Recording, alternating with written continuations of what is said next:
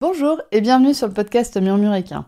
Moi c'est Audrey et tous les vendredis, je vous partage un maximum d'informations et de pistes de réflexion sur des sujets autour de la santé et du bien-être, autant équin qu'humain. L'objectif de ce podcast est de vous apporter de la sérénité et de la sécurité dans votre couple cheval-cavalier en vous permettant de gagner en compréhension du monde équin sans jugement, mais surtout avec une bonne dose d'humour, de bonne humeur, de passion et d'ouverture d'esprit. Bonne écoute! Bonjour à toutes et bienvenue dans ce nouvel épisode du podcast Murmure Équin. Vous venez de l'entendre, ce podcast il s'appelle Murmure Équin, c'est-à-dire qu'on y parle de chevaux, c'est dans le nom. Mais aujourd'hui, j'ai envie de vous faire un sujet que j'avais envie de traiter. Voilà, c'est mon podcast, je fais ce que je veux. J'avais envie de le traiter et c'est les différences et les points communs entre les chevaux et les chiens. C'est une réflexion purement personnelle sur les différences et les similarités, notamment dans l'éducation des chevaux et des chiens. Pour celles qui ne le savent pas, déjà, je pratique aussi le shiatsu, donc je pratique le shiatsu sur les chevaux, mais également sur les chiens. En Île-de-France, ça, il n'y a pas de... Enfin voilà, je pratique aussi sur les chiens, c'est vrai que c'est moins connu, et puis surtout avec un podcast qui s'appelle Murmure Équin. Et le deuxième point, c'est que j'ai des chevaux, mais j'ai aussi acheté une chienne qui s'appelle Triga, qui est une petite bergère islandaise, qui va avoir maintenant presque un an. Oh là là, va presque avoir un an. Et donc je l'ai eue à ses 2 mois et demi. Et en fait, de me plonger dans l'éducation d'un chien, j'ai toujours adoré tous les animaux et j'ai déjà eu un chien avant Triga, donc j'avais commencé à m'intéresser à l'éducation des chiens, mais le fait de me plonger vraiment dedans avec Triga, ça m'a appris des choses sur l'éducation des chevaux et un petit peu inversement aussi. J'ai eu des réflexions, des prises de conscience, et c'est ces réflexions et ces prises de conscience sur les similarités entre l'éducation des chevaux et des chiens que j'ai envie de vous partager aujourd'hui. Je vous fais une petite aparté quand même. Je sais que j'ai la chance d'évoluer dans un milieu canin qui est totalement bienveillant. Et j'ai la chance d'avoir un milieu bienveillant autour de moi. Donc, je vais vous parler justement de ce milieu bienveillant. Je sais qu'il y a des éducateurs canins qui sont absolument affreux et qui sont tout aussi affreux que des éducateurs de chevaux qui vont utiliser des outils ultra coercitifs, etc. Donc je sais que j'ai cette chance, et là je parle en fait des éducateurs que moi je connais, qui sont des éducateurs canins qui sont en bienveillant. Et en parlant de bienveillance, en fait ça a été la première réalisation que j'ai fait avec les chiens, et ça a été peut-être ma plus grosse révélation que j'ai eue, c'est que c'est possible d'éduquer un animal en utilisant uniquement le renforcement positif. Et ça, c'est dingue. Ça, c'est dingue. C'est-à-dire que cette réflexion sur les cadrans d'apprentissage, vous les connaissez certainement, les cadrans d'apprentissage d'un animal, c'est-à-dire renforcement positif, renforcement négatif, punition positive, punition négative. Punition positive, ça veut dire qu'on rajoute un stimulus qui va avoir tendance à faire disparaître un comportement. On frappe un cheval pour qu'il arrête d'aller à l'herbe. Ou on frappe un chien pour qu'il arrête d'aboyer. La punition positive, maintenant, c'est bon, on n'en parle plus, ça ne sert pas à grand-chose. Ça sert uniquement dans les cas d'urgence. Donc en fait, ça n'a pas de principe éducatif, ça n'a pas de valeur éducative, c'est uniquement pour gérer des situations d'urgence extrêmes. Le renforcement négatif, c'est ce qu'on utilise beaucoup chez les chevaux, c'est-à-dire qu'on va enlever quelque chose pour que le cheval augmente la probabilité d'apparition d'un comportement. C'est-à-dire que c'est le principe de Pareilly, c'est les phases 1, 2, 3, 4 qu'on retrouve en horsemanship. C'est-à-dire qu'on va commencer par une pression sur le cheval, et puis on va augmenter cette pression jusqu'à ce que le cheval fasse le comportement que l'on souhaite. C'est-à-dire si on veut qu'il bouge les postérieurs, on va taper un petit peu avec le stick, alors au début très très doucement, et puis on va augmenter cette stimulation, et le cheval à un moment donné va décaler ses postérieurs. Et donc il comprend, le stimulus va s'arrêter, et donc le cheval va comprendre qu'il doit réaliser cette action quand le stimulus s'enlève. Et en fait, le renforcement négatif chez les chiens, ça existe, bien évidemment. C'est un peu le principe du collier étrangleur, qui en plus est de la punition positive, mais c'est le principe de si le chien arrête de tirer, le collier arrête de l'étrangler. Et donc le comportement qui va apparaître, c'est un chien qui ne tire pas. Et c'est une méthode d'éducation qui existe, comme dit, dans le milieu canin, mais qui a vraiment tendance à disparaître, qui a vraiment tendance à s'effacer, et on rencontre de plus en plus d'éducateurs canins qui vont travailler en fait avec le R+, et le P-, la punition négative. La punition négative, c'est-à-dire qu'on va enlever à l'animal quelque chose pour faire disparaître un comportement, pour atténuer un comportement. Typiquement, chez les chiens, ça va être de cacher la croquette quand le chien s'en approche, ou de faire descendre le bol de croquettes doucement, et quand le chien quitte sa position assise, par exemple, si vous voulez qu'il reste assise, vous relevez la hauteur du bol de croquettes, donc le chien n'y a pas accès.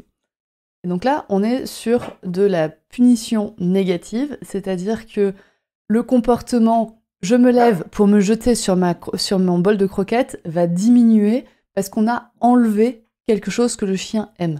Ça, honnêtement, chez le cheval, la punition négative, je n'arrive pas à trouver de... Enfin, je pense que ça marche moins. Ce cadran marche moins chez le cheval, ou en tout cas, j'ai encore vu personne vraiment utiliser la punition négative dans l'éducation de son chien, de son cheval. De son chien, je le vois, de son cheval, je le vois pas. Par contre, ce qu'on retrouve beaucoup chez le chien, c'est le renforcement positif, c'est-à-dire qu'on cherche à augmenter le taux d'apparition d'un comportement en ajoutant quelque chose. Et donc, typiquement, c'est le fait que on rappelle le chien, il vient vers nous, on lui donne une croquette. Donc, on va augmenter le taux d'apparition du rappel du chien qui revient vers nous en rajoutant une croquette. Et en fait, dans le milieu canin, maintenant, ça se rencontre des animaux qui sont éduqués en total renforcement positif. Chez le cheval aussi, ça commence doucement à apparaître, mais franchement, je pense que les chevaux en France qui sont éduqués en full renforcement positif, je pense qu'ils se comptent sur les doigts d'une main. Des chevaux qui n'ont jamais connu la punition positive, vraiment, ça se compte sur les doigts d'une main. Mais alors que chez les chiens, on en rencontre, et on en rencontre vraiment de plus en plus, et on a de plus en plus d'exemples sur les réseaux sociaux de personnes qui éduquent totalement en renforcement positif et un peu de punition négative. Du coup, moi, ça m'a vraiment fait exploser le cerveau de me dire c'est possible d'éduquer un animal en full renforcement positif. Et ça, c'est la question du coup que je me pose. Pourquoi c'est possible chez le chien ? Pourquoi c'est maintenant acquis quasiment chez les enfants ? Et pourquoi on refuse de le faire chez les chevaux ? Pourquoi chez les chevaux, ça ne marche pas ? Ça ne marcherait pas. Et en fait, je pense que ça marcherait totalement, mais que le monde équin est juste en retard par rapport au monde canin. Et du coup, c'était ma première grosse réflexion de me dire, ouais, en fait, c'est possible d'éduquer un animal en full R+, et du coup, c'est ce qu'on a fait avec Triga. Et pourquoi ce serait pas possible de le faire chez les chevaux ? J'ai pas la réponse, je vous amène juste cette piste de réflexion, et je vous laisse méditer là-dessus. Le deuxième point que j'ai appris avec l'éducation de Triga, c'est que l'apprentissage, il est vraiment pas linéaire. C'est juste impossible. C'est juste impossible de se dire, tous les animaux vont passer par l'étape A, ensuite l'étape B, ensuite l'étape C. Une fois que l'étape C est acquise, on passe à l'étape D, etc. C'est impossible. Non, ça marche vraiment pas. C'est vraiment pas comme ça que le cerveau de n'importe quel animal apprend, et pas le cerveau d'un chien. Pour vous donner un exemple, j'ai suivi une formation en ligne qui s'appelle Mission Rappel. C'est génial si votre chien ne revient pas au rappel, qui est prodiguée par Cinotopia. Et quand j'ai commencé cette formation, j'étais là, mais oui, c'est quand que je commence le rappel de mon chien, en fait ? Parce qu'il y a 3 exercices qui sont débloqués par semaine, et je suis là, ouais, mais il n'y a toujours pas de rappel, il n'y a toujours pas de rappel, il n'y a toujours pas de rappel. Et le rappel, je crois qu'il est débloqué à la 8e semaine, ou quelque chose comme ça, qu'à la 8e semaine, on arrive sur un exercice qui ressemble à du rappel. Et en fait, en faisant des exercices où je me disais, ouais, mais ça va rien m'apporter, et ma connexion avec ma chienne a été renforcée, et du coup, tous les autres apprentissages étaient renforcés également. Et donc cet apprentissage était vraiment pas linéaire. Dans le milieu équin, je pourrais vous donner l'exemple du travail sur le vent. En fait, pour travailler sur le vent, on a l'habitude de dire « Alors il faut que le passage étroit soit acquis, il faut que ton cheval cède à la pression, il faut que ton cheval ait l'habitude d'avoir quelque chose sur la tête, etc. » Oui, ok. Mais maintenant, il y a plein d'autres choses. Par exemple, d'aller faire du terrain varié avec son cheval. Ça va lui donner confiance dans ses pieds, et du coup, ça va l'aider à monter sur le pont du vent, par exemple. Et tout ça, on n'en a pas conscience, on l'utilise pas chez les chevaux, le fait qu'un apprentissage qui, en apparence, n'a rien à voir avec le but qu'on veut atteindre, il va quand même permettre de renforcer ce but. On a tendance à faire du micro-shaping, c'est-à-dire qu'on va y aller tout petit, en se disant, en se préparant un plan d'apprentissage, mais le plan d'apprentissage que nous, humains, on décide, c'est pas du tout le plan d'apprentissage que le chien ou le cheval, il décide. Et que son cerveau décide surtout. Donc du coup, il y a des autres trucs à travailler qui vont paraître incohérents, mais qui vont servir l'apprentissage que vous avez. Et ça, ça a été renforcé, on va dire que j'en avais déjà conscience, et ça a été renforcé par l'apprentissage que j'ai eu avec Triga. Ça nous mène relativement logiquement au troisième point, c'est qu'en fait, chaque instant passé avec un animal, ça pourrait se rattacher à de l'éducation. C'est-à-dire que tous les moments qu'on va passer, que ce soit des bons ou des mauvais moments, ils vont impacter l'éducation de notre animal. Ça, j'en avais déjà pris un petit peu conscience avec mon premier chien, parce que j'avais conscience, je me disais, ouais, en fait, avec un chien, on peut pas avoir de moment de repos. On peut pas nous décider, là, en fait, j'ai envie de rien faire, et du coup, on va rien faire, et mon chien va traverser cette étape de manière neutre. C'est-à-dire que si je ne fais rien pendant 3 jours, mon chien, il sera pareil le premier jour que le troisième. Son état sera globalement le même, son état physique sera le même, son état émotionnel sera le même, son état mental sera exactement le même. Non, ça marche pas comme ça. Et du coup, avec un chien, on n'a pas le choix en fait que de passer du temps avec lui. C'est-à-dire que le chien vit avec nous. Contrairement au cheval, le cheval, on peut totalement se dire, bah oui, j'y vais pas aujourd'hui. Voilà, j'y vais pas. Alors que le chien, de se dire, je vais pas le promener aujourd'hui, je vous assure que si vous vivez en appartement en ville, ça peut avoir de très grandes conséquences sur votre journée et sur la journée du lendemain. Et ça, du coup, c'est vraiment le fait d'avoir un chien en ville qui m'a permis de le conscientiser. C'est-à-dire que je peux pas juste me dire « Oh là, je suis fatiguée, j'ai envie d'une balade pépère, j'ai juste envie de caresser mon chien. » Bah ouais, sauf que ma chienne, elle va avoir envie de pisser, donc on va sortir. Et on va croiser, vous pouvez être sûr, hein, c'est le jour où on va croiser 50 chiens, et où Triga va tous vouloir aller les voir. Et donc, à chaque chien qu'elle va vouloir aller les voir, moi je vais devoir faire de l'éducation. Et ça, avec les chevaux, on a un peu la chance de pouvoir se dire, de pouvoir en fait remplir leurs besoins fondamentaux, et que leurs besoins fondamentaux soient remplis sans nous. Mais le chien ne peut pas. Mais du coup, ce qui me questionne aussi sur notre rôle en tant qu'humain de remplir les besoins fondamentaux du cheval. On a tendance à dire que les 3 F, la food, forage and friends, c'est-à-dire que le cheval, il a juste besoin d'alimentation, de liberté de mouvement et de copains chevaux pour que ses besoins soient remplis. Et je pense que non. Plus je côtoie les chiens, plus je pense que c'est faux, parce qu'en fait, les chiens ont vraiment ce besoin très très fort de lien avec l'humain, et que le lien avec l'humain est potentiellement un besoin fondamental, et le besoin de travailler avec l'humain, de faire des choses avec l'humain.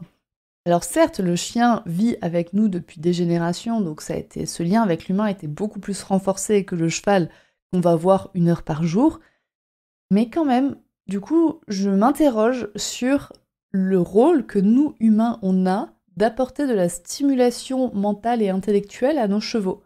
Parce que clairement, moi, en tant qu'humaine de chien, j'ai un énorme rôle à jouer sur ce besoin fondamental de Triga d'avoir de la stimulation intellectuelle. Et qu'en est-il de mes chevaux ? Voilà mon questionnement. Là encore, je n'ai pas de réponse. Mais toujours est-il que je m'interroge sur le fait de travailler les chevaux, et le fait d'avoir un lien avec mes chevaux, autre que le fait que je les nourrisse et que je les gratte aux endroits où ils ne peuvent pas se gratter eux-mêmes.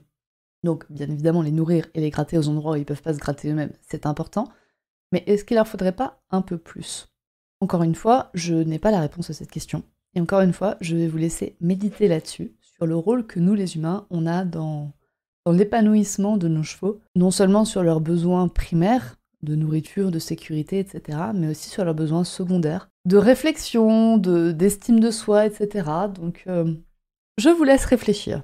Et pendant que vous réfléchissez, je vais encore apporter de l'eau à votre moulin. Ça, c'est un point que mon premier chien m'a appris. Et ce point-là, c'est quand on croit qu'on sait tout, en fait, on sait rien. Et c'est vraiment la révélation que j'ai eue avec mon premier chien. Et en fait, ce point-là est confirmé sans cesse par les chevaux. Quand on se dit « Ouais, c'est bon, je sais gérer, j'ai toutes les connaissances, moi je vais y arriver, je l'ai déjà fait, etc. », on va droit à la catastrophe. On va droit à la catastrophe quand on surestime ses connaissances et ses compétences. Et en fait, on surestime sans cesse nos connaissances et nos compétences.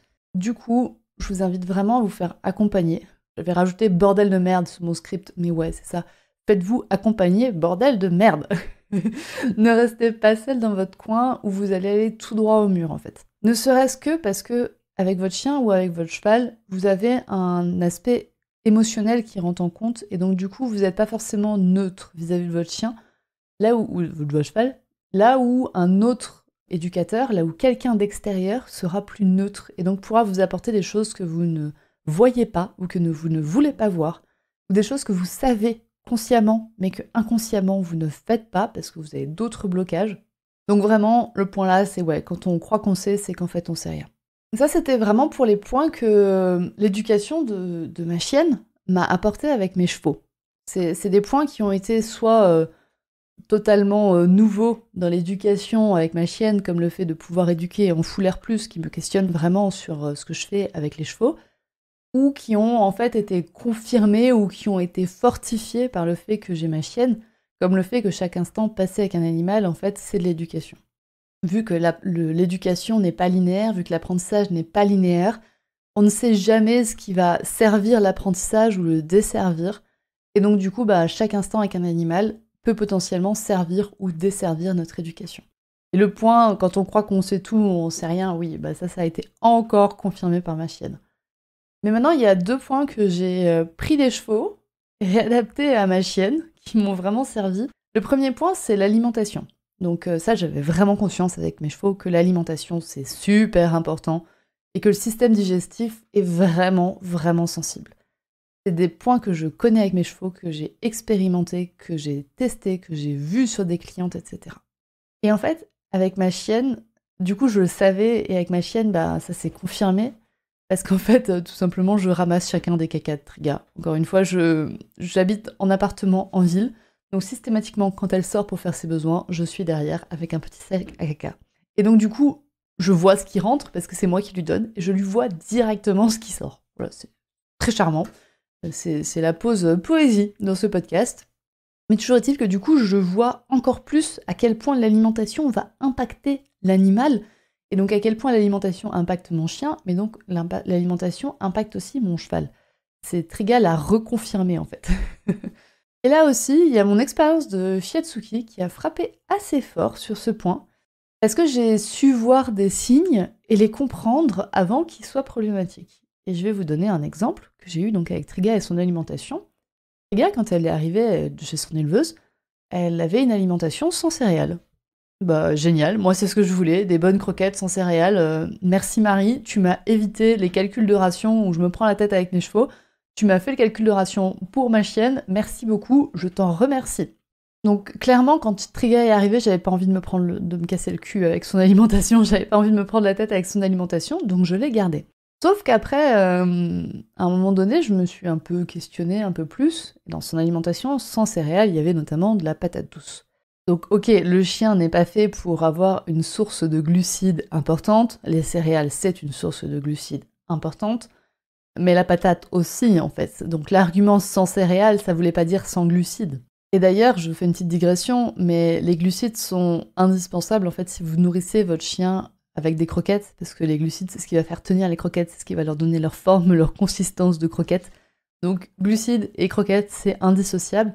Et si vous avez un chien qui est vraiment très fortement sensible aux glucides, le mieux, c'est de le passer après au barf, ou au moins à la ration ménagère. Moi, honnêtement, ça, c'est le côté où je me suis pas pris la tête en tant qu'humain.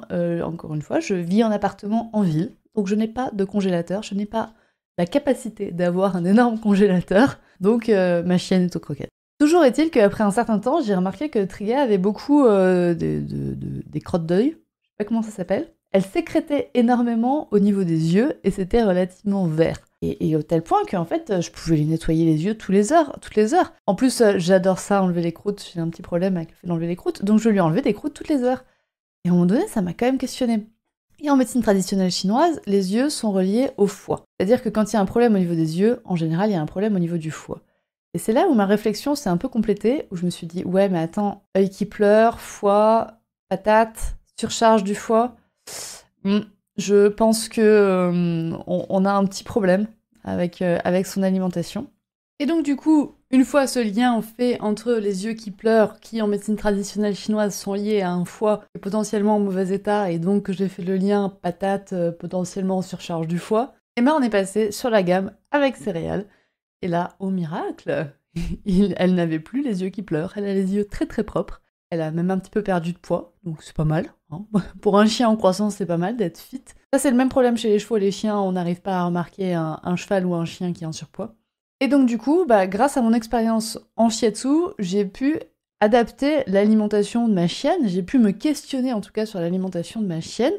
Et c'est le moment où j'en profite pour vous dire que la formation Prendre soin de son cheval grâce au shiatsu, elle est aussi totalement adaptée aux chiens. Et donc si vous souhaitez suivre la formation Prendre soin de son cheval grâce au shiatsu mais que vous avez un chien, je vous invite fortement à venir m'envoyer un message privé sur Instagram pour qu'on en discute ensemble et pour qu'on adapte cette formation à vous qui avez un chien et que cette formation puisse vous permettre de prendre soin de votre chien tous les jours, de lui prodiguer les séances de shiatsu les jours où il en a besoin et de questionner tout son environnement grâce à la médecine traditionnelle chinoise. Et en parlant de points qui étaient importants chez les chevaux et qui le sont aussi chez les chiens et aussi où les chevaux m'ont aidé, c'est de se dire que les aplombs, c'est tout aussi important chez les chevaux que chez les chiens et que l'entretien des sabots chez les chevaux, c'est ultra important, enfin ça je le sais, mais que l'entretien des griffes chez le chien, c'est aussi ultra important. Donc c'est là où les chevaux ont fait que j'étais déjà sensibilisée à certains points, où ça me fait prendre soin des griffes de Triga beaucoup plus ponctuellement. Et vu que tout est possible en renforcement positif et qu'elle déteste les coupes-griffes, on s'est mis au medical training et donc elle se griffe les griffes toute seule sur sa petite planche avec du papier ponce. Voilà donc les réflexions que moi j'ai eues en tant qu'humaine de cheval une fois que j'ai eu un chien. Et j'espère que mes réflexions donc sur le monde canin vont peut-être pouvoir vous aider à éclairer votre relation avec vos chevaux. Je vous souhaite à toutes d'avoir une super relation avec votre chien et avec vos chevaux. Et je vous dis à très bientôt, parce que là, il va falloir que j'y aille. Il y a ma chienne qui a des besoins fondamentaux qui ont besoin d'être remplis. C'est-à-dire qu'elle veut sa balade. Elle veut sa balade, elle veut son moment avec moi. Elle demande son moment avec moi. Et donc, je vais passer un moment avec elle. Et après, je vais aller passer un moment avec mon cheval. Pour me dire que ce que je fais, même si c'est juste des papouilles, en fait c'est de l'éducation et c'est d'approfondir ma relation avec mes animaux. Je vous souhaite une bonne journée et je vous dis à très bientôt pour un prochain épisode. Et voilà, c'est la fin de cet épisode du podcast Murmuréquin. J'espère que cet épisode vous a plu. Si c'est le cas, n'hésitez pas à venir me le dire sur Instagram ou par mail. Vous pouvez aussi partager l'épisode à une personne qui veut en apprendre plus sur les chevaux. Et si vous avez envie de soutenir un média qui a comme ambition de propager le savoir au plus grand nombre et ainsi d'améliorer la vie de nos compagnons à crinière, vous pouvez le faire dès aujourd'hui en faisant un don sur le compte Tipeee du podcast Murmuréquin. Je vous laisse donc le lien de mon compte Tipeee dans la description de cet épisode et je vous remercie au plus profond de mon cœur si vous m'aidez dans le projet fou de ce podcast qui est de rendre le savoir équin toujours plus accessible pour tout le monde. On se retrouve vendredi prochain pour un nouvel épisode. À bientôt!